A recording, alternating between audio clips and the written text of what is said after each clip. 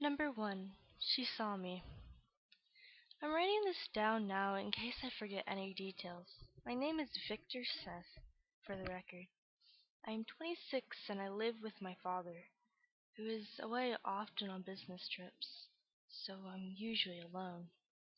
My home is unique from many others in my neighborhood in that it has a treehouse built over top of my bedroom. One of the previous owners built it as an add-on, presumably for stargazing. I'm sure there's another word for it, but it's not important. I make frequent visits to my treehouse when I'm bored or feel like looking around the surrounding neighborhood. I have a pair of binoculars as well as a telescope for stargazing, since that's what I assumed this add-on was constructed for in the first place. The windows go all the way around the one room, so I can see everything in the vicinity. Typically, I'll use my binoculars to gander at passerbys or anything that catches my attention, really. Tonight, I saw something very strange. While I was gazing around, I happened to notice several individuals about a block or so down the street having a conversation. They all seemed to be dressed in long black coats and hats, except for one of them. Their hair was up in a bun, so I'm going to assume it was a woman. I'm no lip reader, so I couldn't tell you the nature of their conversation. Normally, this sort of thing wouldn't hold my attention for very long. However, something felt off. I cou- couldn't quite put my finger on it, but I experienced a brief feeling of unease. Nonetheless, my interest was piqued, and I observed their conversation, confident that they could not see me spying on them. I had turned the lights off in the treehouse, so I was sure I was all but invisible, and yet I still felt exposed. Perhaps it was paranoia. I eyed them as carefully as I could, trying to make heads or tails of their meeting. It seemed to go on for about 10 minutes or so, though I wasn't keeping up track of time, so I can't be certain. Strange thing about these individuals, other than the way they were dressed, was the lack of body language. None of them seemed to move or sway or even laugh. It was almost as if they were standing completely still. Eventually, they broke formation and split up into varying directions. Even the way they moved was unnatural. I was about to put the binoculars down when I noticed that one of the strangers had not yet departed from the meeting spot. It was the woman. She was standing in the same place as before, even though the others had left. I zoomed in as far as I could, but that's when her head slowly turned to the right. Then she turns and looked right at me and smiled a slow but unsettling smile. It was the kind of smile one would make if they had just blackmailed someone. She saw me. I lowered the binoculars instantly. My hair was standing on end and I was practically frozen in fear. After a moment, I collected myself and looked back to see if she was still there. I couldn't find her anywhere. I decided then to write down my experience. Call me crazy, but there was no way she could have seen me. As I had said before, she and the others were about a block or so away, too far to have been able to see me clearly. However, she looked at me as though she had known of my spying the entire time. I just don't see how it was possible. I'm writing this in case something happens. I'll keep you guys updated in case anything else occurs.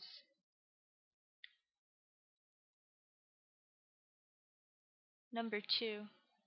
Something is weird about how my grandmother died. Hi, none of you know my name. Maybe that's a good thing. If you knew my name, you may try to find me. Then you'll be in danger too. But someone needs to know what's happening to me, so that maybe, just maybe, if someone out there has the same experience, I can learn how to avoid it. For the purpose of this, I call myself Lee. When I was younger, I never really had an imaginary friend. I mean, I sorta did, but they weren't really friends.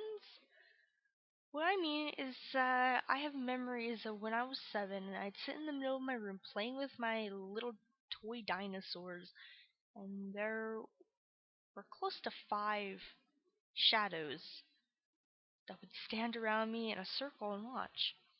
As I grew up, I'd started to see the shadow men less and less until I turned 13 and I saw them again. I know that a lot of people's experiences with shadow men have always been negative. They say that when they see them in their dreams or while they were having sleep paralysis, but it never felt like that with me. It didn't feel like they wanted to hurt me. It was probably why when I saw one of them standing outside in my garden just before I shut my curtains to go to sleep the night of my 13th birthday, I didn't feel alarmed. I just kind of shrugged it off and went to sleep.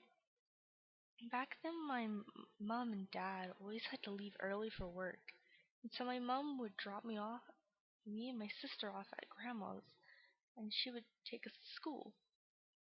I was always incredibly close with my grandma. She was with me when I was born, practically raised me. "Grandma, I see shadows," I said one morning while eating my breakfast. My sister snorted, ignoring me and moving on. My grandma gave me a tight-lipped smile. "Yeah? What do the shadows do?" "They just follow me around and protect me," I shrugged, thinking it was the most normal conversation ever. I ignored how my grandma's smile faltered as she turned away. You're probably wondering why I'm writing this. Why, if these shadows I see are harmless and just follow me, why I'm talking about my grandma. Well, 3 months ago, my grandmother died.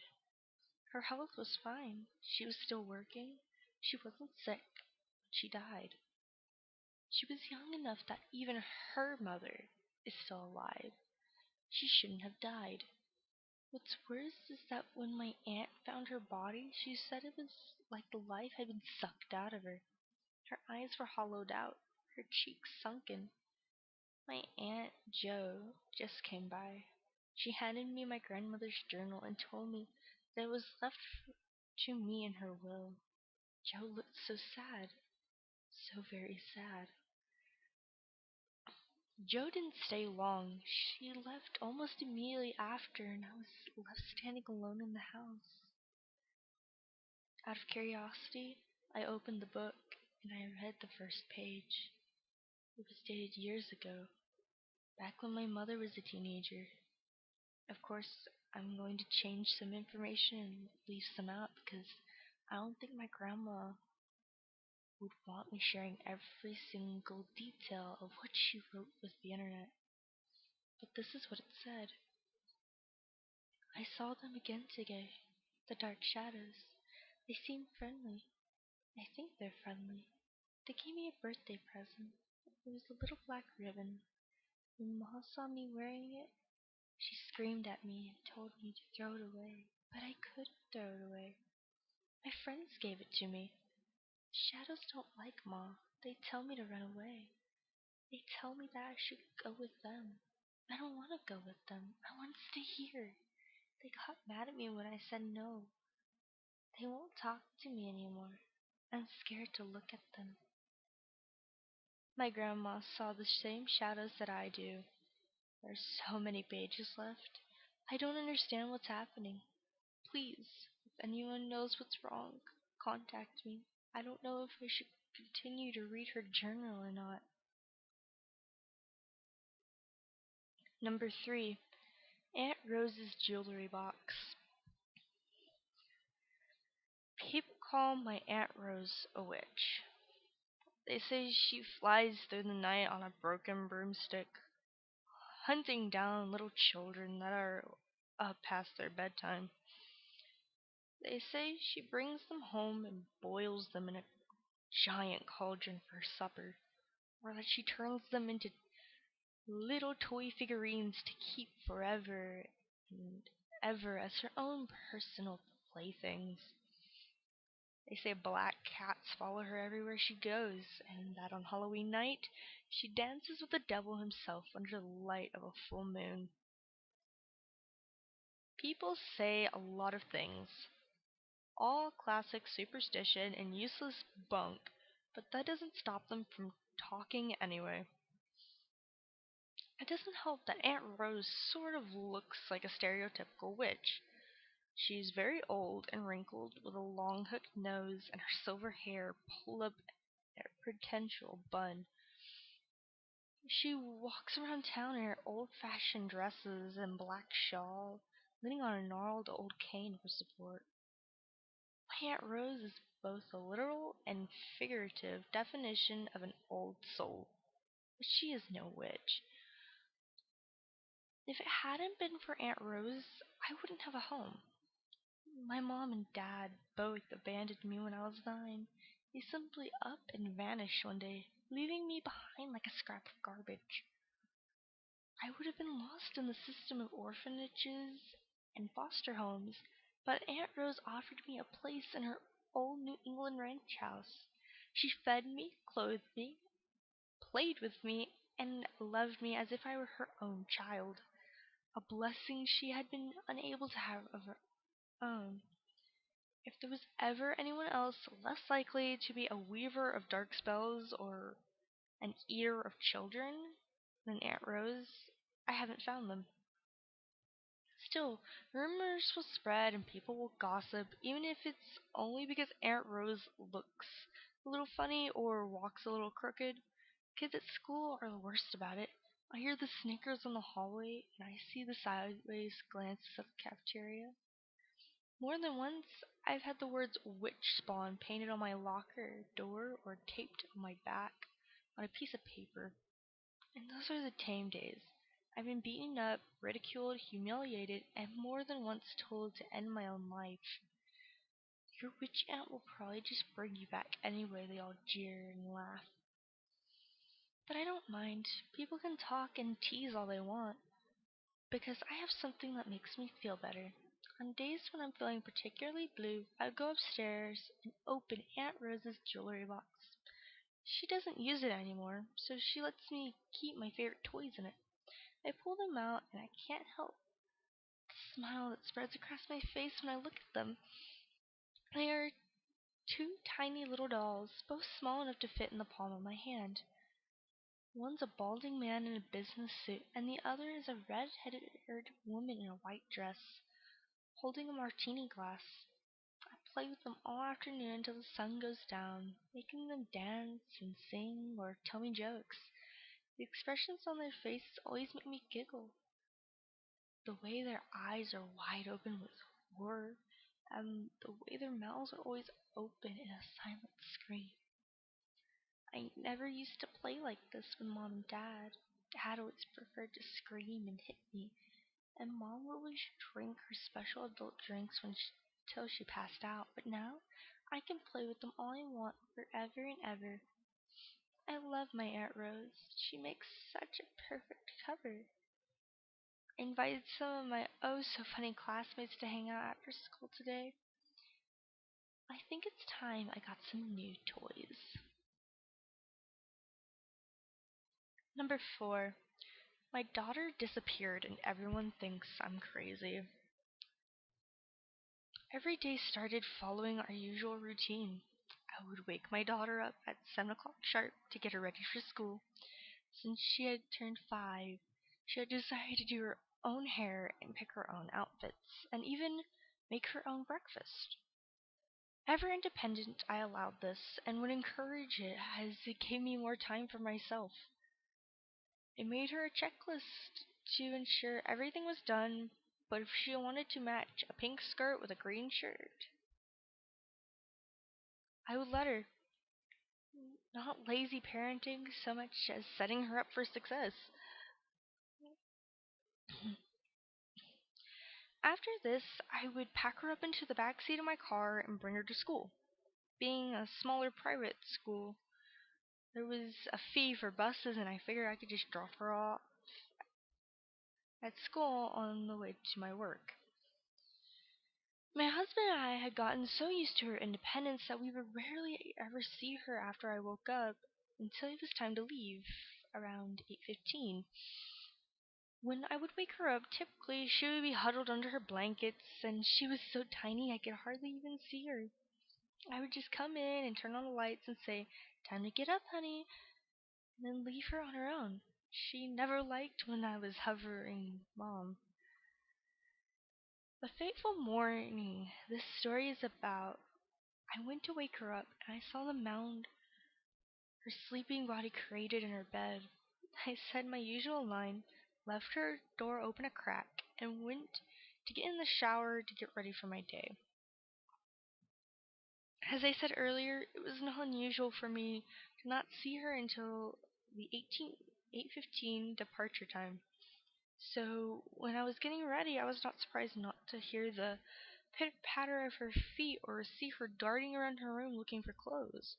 She rarely came to ask me for help, and after months of this routine without a slip-up, I didn't bother to check up on her.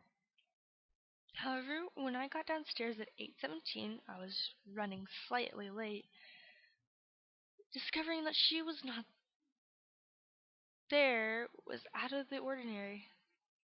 Usually she was the one hollering at me to leave, as she didn't want to be late and miss her morning recess with her friends. I would find her on the bench, putting on her shoes, waiting for me to get my keys and go. But she wasn't there. I figured maybe she had forgotten to brush her teeth or needed to go to the bathroom, so I gave her a minute before calling her name. "Lily," I said about a minute later, "are you ready for school?" When I didn't get a reply, I became more worried, as our house wasn't that big and she should have heard me. My husband was upstairs, presumably getting up, as he often worked from home, eliminating the commute time and allowing him to sleep in. I went upstairs and asked him if he had heard me yelling, and he told me he had heard me, but didn't know what I said. I went over to Lily's room and peeked in, and saw the lump in her bed still. I became worried, thinking she was sick, so I went over to check on her. When I got to her and pulled the covers away to check on her, she wasn't there. It was simply a pile of blankets, covered by the comforter. I screamed and fell to the ground. I knew she was gone. Someone must have come in the night to take her. Someone took my baby girl. My husband ran into the room hearing this and asked me what was wrong. "Lily's gone," I yelled at him, tears filling my eyes. He looked at me puzzled. "Honey, what are you talking about?" he said. I couldn't even understand what he meant. Our daughter, my child, my pride and joy. She was gone, and he had no idea what I was talking about? I stared at him for a minute before stammering. What, what do you mean? What am I talking about? Our child is gone, Mark. Do you even care? At this, he sat next to me and held me in his arms, telling me I was okay and that he would help me look for her. He got up after a few minutes, and I heard him talking to somebody. Good, I thought. He's calling the cops. Within a few moments, I heard sirens coming down the road, flashing red and wailing. He began to usher me outside, and I saw the police cars pulling up, along with an ambulance. An officer stepped out of the car, about 6 feet tall and very muscular. He pulled me aside and asked me what happened. I told him everything. I told him how my daughter and I had a routine, how she never broke it, and how I figured out she was gone. He wrote it all down, nodding at me with a serious expression on his face. He asked me her name, for a description, what pajamas she was wearing, and so on. It felt good to have someone take me seriously. I didn't know why my husband reacted the way he did. Maybe shock or something, I figured. He was over a few yards talking to another officer. After I finished giving my statement, my officer went over to the other. I was talking to my husband, and I decided to sit down, as I could feel my world spinning around me. I just couldn't believe what was happening. A few minutes passed, and my husband and the two officers approached me and asked me to ride with my husband in the ambulance to the hospital. I cried hearing this, my mind jumping to an image of my daughter's lifeless body on a table for us to identify. This was the only reason I could have seen for us going to the hospital. But why were we taking an ambulance, I couldn't say. Upon entering the vehicle, paramedics strapped me down to the gurney. I tried to fight them, saying I wasn't hurt, that they were mistaken. I needed to find my daughter, not to be taken to a hospital. No one hurt me. In fact, I hadn't seen anyone enter the house at all. There was no fight, no shattered glass, not even a peep. In the end, with the help of my husband and the officers, I was overpowered and taken to the hospital. When we had arrived, they kept me strapped down and wheeled me into a room where a doctor spoke to me. He asked me all about my daughter, and I told him everything. I told him I didn't know how being in a hospital was going to help me. I needed to be out there looking for her. The whole time my husband was by my side, he held my hand, tears streaming down his cheeks as he looked at me. I felt so helpless. I wanted more than anything to know where Lily was, and to make sure she was okay. After a few more questions, the doctor motioned for my husband to go outside with him to talk. They shut the door behind them, but it didn't close all the way. I heard bits and pieces of their conversation. Something about delusions. Was I on any new medications? Like. They thought I was crazy. I was outraged. I began screaming at them, yelling that Lily needed my help and that they were holding me against my will. I tried to fight my restraints, hoping to get out to go search for my baby. How could I let this happen to her? How could I go from being so happy to this mess? What did I do to deserve this help? They re-entered the room and sat down next with me.